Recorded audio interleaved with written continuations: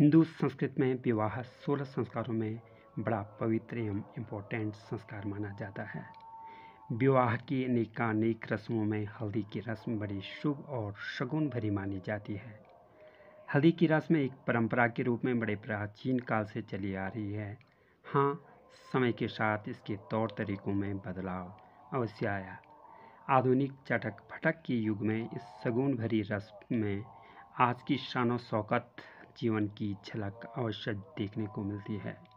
फिर भी वर्षों पुरानी ये रस्म निभाई अवश्य जाती है।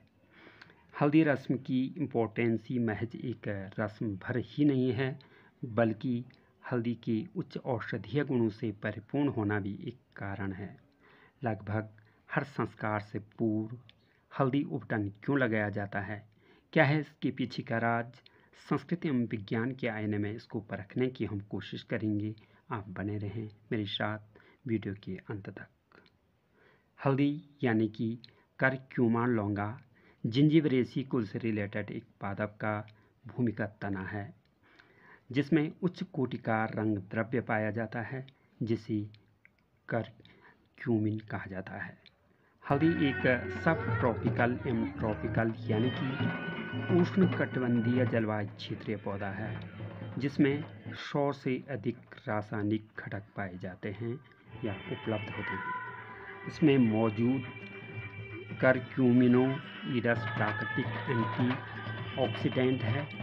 ये हमारे शरीर से सारे हानिकारक जो डिटॉक्सिन होते हैं उनको शरीर से बाहर करने में हमारी मदद करता है, जिससे हमारी स्किन स्वस्थ एवं आकर्षक बनी रहती है। ये यानी कि हल्दी स्किन के रंग को भी निखारता है, जिससे हमारी स्किन की शाइनिंग बनी रहती है। शायद इसीलिए हमारी वर्षों पुरानी जो परंपरा है उसमें हल्दी को इतना महत्व दिया गया होगा। हल्दी में टर्मेरोन, आर्टूमेरोन और जिंजीबेरेन इसकी भिन्न भिन्न सुगंध यानी कि खुशबू के कारक हैं। डिटॉक्सिफिकेशन यानी कि शरीर से विषैले तत्वों को खत्म करने की प्रक्रिया के अलावा हल्दी रक्त को शुद्ध करने, स्किन को पोषण देने में मदद करती है। आधुनिक युग में सौंदर्य प्रसाधन में यूज कई प्रोडक्ट हल्दी के बिना लगभग अधूरे हैं। हमारे शुभ शगुन भरे संस्कारों में हल्दी उपटन या हल्दी युक्त जल का एक दूसरा पहलू भी है, जिसे नज़रअंदाज नहीं किया जा सकता है। लोक मान्यता है कि हल्दी एंटीऑक्सीडेंट, एंटीसेप्टिक, एंटी फंगस के साथ साथ नज़र रोधी भी है। विवाह संस्कार के केंद्र में वर या वधू ही होते हैं।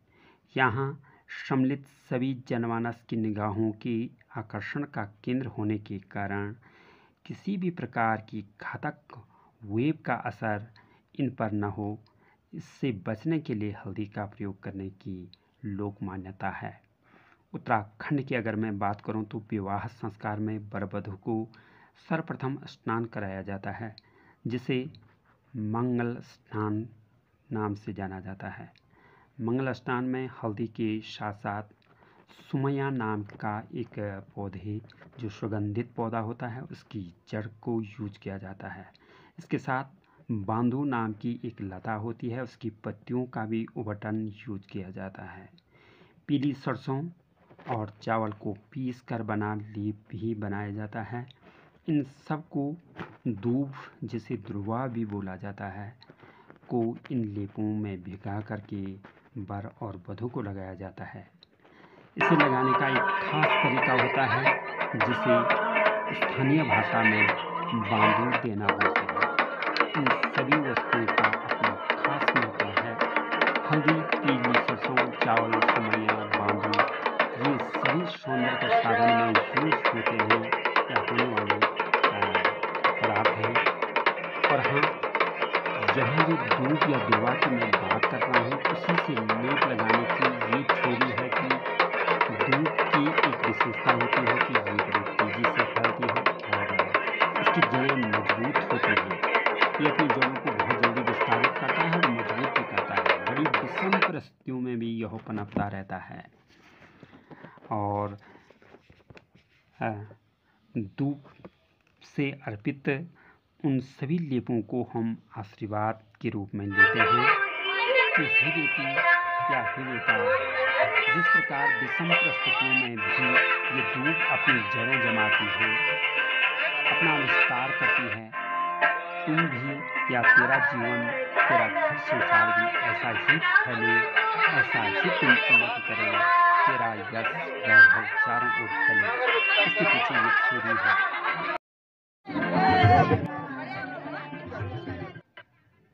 पीला रंग समृद्धि का प्रतीक है। ज्योतिष शास्त्र के अनुसार पीला रंग बृहस्पति का रंग माना जाता है। बृहस्पति पर्सनालिटी, प्रोग्रेस और ग्रोथ का कारक है।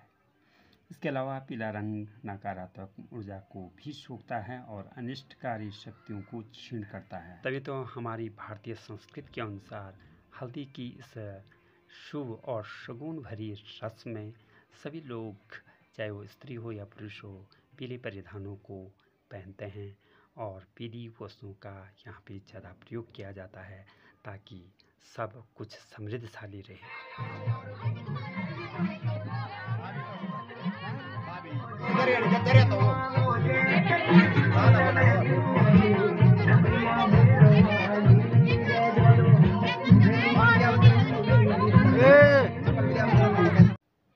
रस्म अदायगी के बाद अब बारी आती है नाचने की।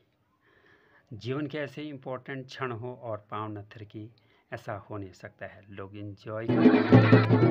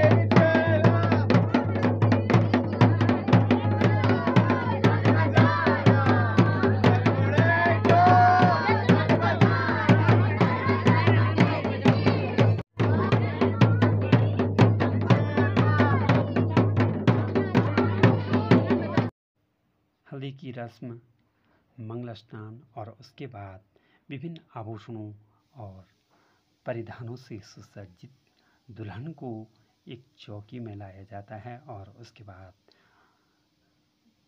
पूरे परिवार के, गांव के रिश्तेदार दुल्हन की या दूल्हे की आरती उतारते हैं। तो उसी के लिए अब आरती यानी कि एक तरह से एक कन्या का पूजन किया जाता है।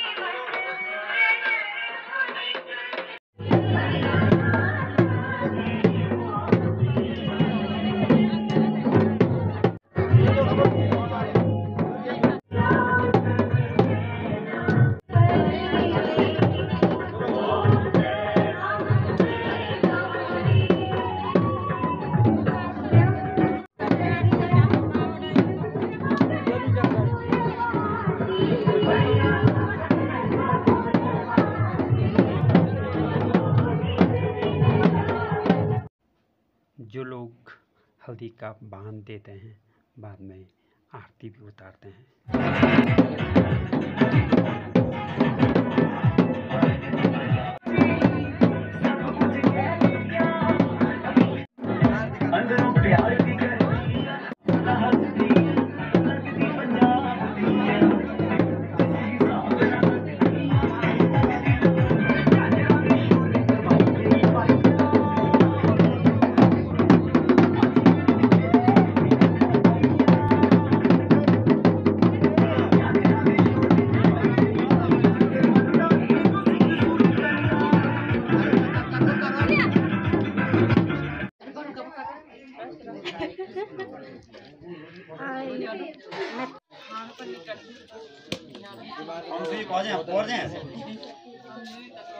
बीमार नहीं हुआ।